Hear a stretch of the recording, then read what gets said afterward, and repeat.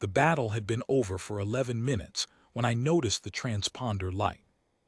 Not the weapons board, not the damage readout, which was cycling through a list of failures long enough to fill a cargo manifest. The transponder light, a small amber indicator in the lower left panel, below the fire suppression controls, in the section of the console I had not looked at in 14 years of fleet command, because it was the section that handled equipment from before my commission. The section that handled inherited hardware. The Vareth Accord Ceasefire Transponder, serial number stenciled on the casing, issued under the Terran-brokered peacekeeping framework 41 years ago, when the Accord still meant something and the Dominion and the Coalition had briefly agreed to stop burning each other's relay stations long enough to sign a document. My ship had been refitted twice since then. Nobody had touched the transponder. It was listed in the equipment manifest as non-operational, legacy hardware, retained for registry compliance only. The amber light said otherwise. "Comms," I said. My voice was steadier than I felt. The bridge smelled of scorched insulation and the particular metallic tang that means hull breach somewhere aft, sealed but not repaired. "Is the ceasefire transponder broadcasting?" Senior comms officer Vela Sath turned from her station.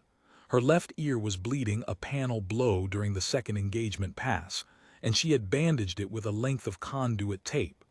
"Confirmed, Commander. Auto fire. The impact sequence must have triggered the damage protocol broadcast. It went out on," she stopped, checked again. "On Accord Channel Orvith 7. I did not recognize that frequency designator. Which network is Orvith 7 on?" The pause before she answered was long enough that I knew. "The Terran Peacekeeping Accord Network, Commander, the original one, from the framework." I looked at the transponder light for a moment. Then I looked at our damage board again. Secondary drive offline. Lateral shield array at 11%. Medical bay reporting 6 critical casualties, 14 serious. The Dominion strike wing had pulled back not out of mercy, but because they had their own damage to account for, and we had maybe 40 minutes before they decided the calculus had shifted back in their favor.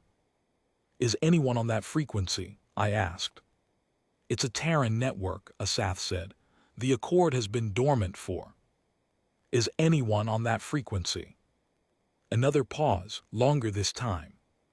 "There is a response," she said. "It's Commander, it's in Terran Standard. Auto-acknowledgement first, then there's a voice transmission.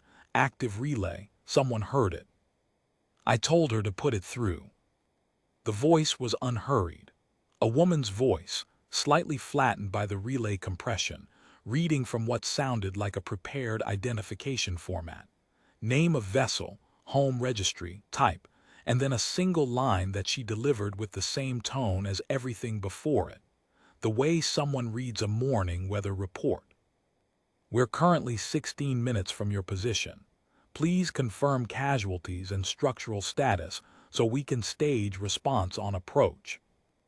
I looked at Asath. Asath looked at me. Neither of us said anything for a moment. "We did not aim the transponder at Earth," I said finally. "Not to Asath, to no one in particular. A statement of fact for the record because it seemed important that someone note it." Asath, to her credit, did not point out that this was not a useful thing to say at the present moment. "What do you want me to tell them, Commander?" I thought about the Dominion wing. 40 minutes, perhaps. I thought about my 6 critical casualties in the medical bay and the surgeon's estimate of how many of those she could stabilize without the equipment we no longer had. I thought about the Terran Peacekeeping Accord, which I had read about in history lectures and never expected to encounter as a live variable in my damage calculations.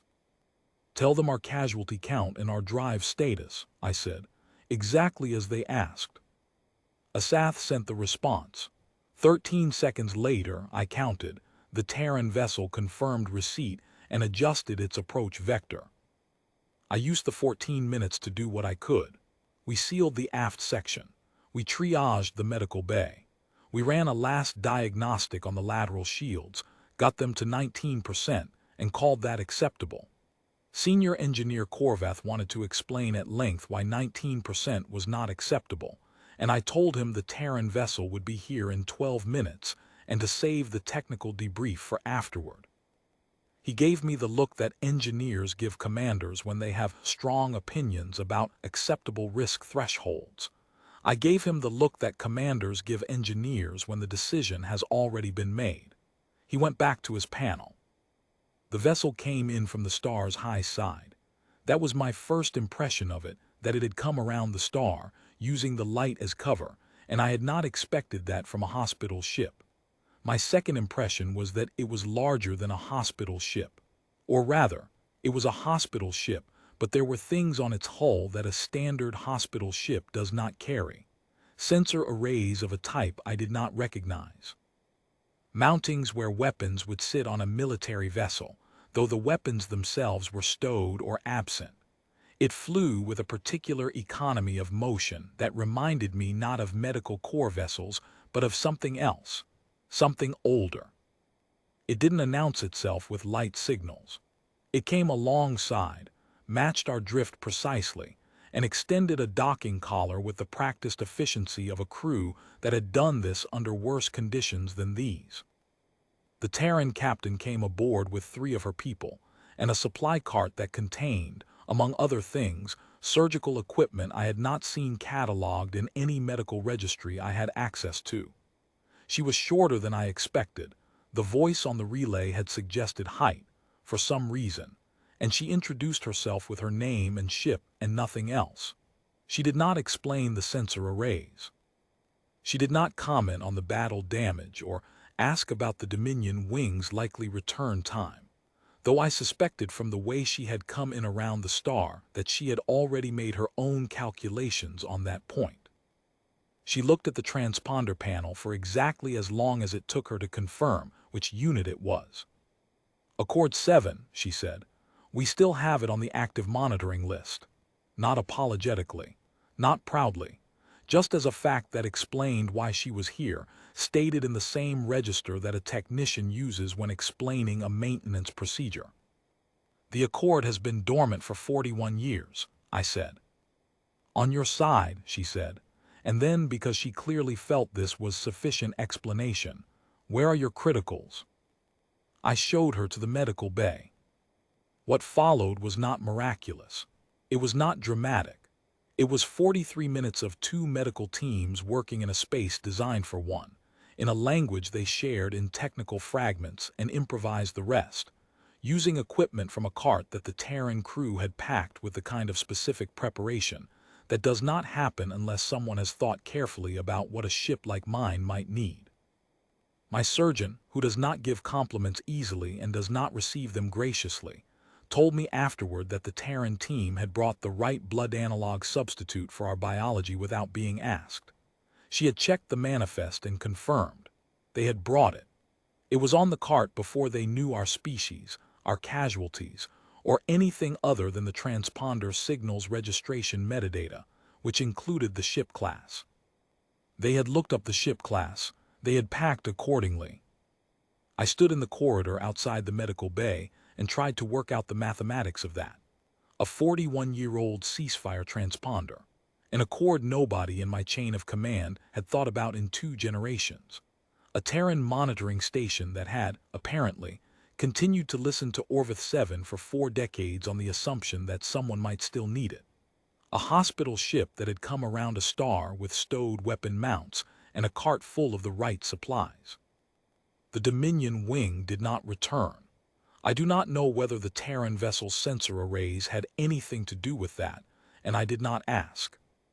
When the Terran captain came to give me her departure report, I told her that the transponder broadcast had been accidental, that we had not known it was still active, that we had not aimed it at Earth. I know, she said, not unkindly. The Accord is still in effect on our end, she said. Ratified, logged, monitored. If the hardware is in the hull and the frequency fires, we come.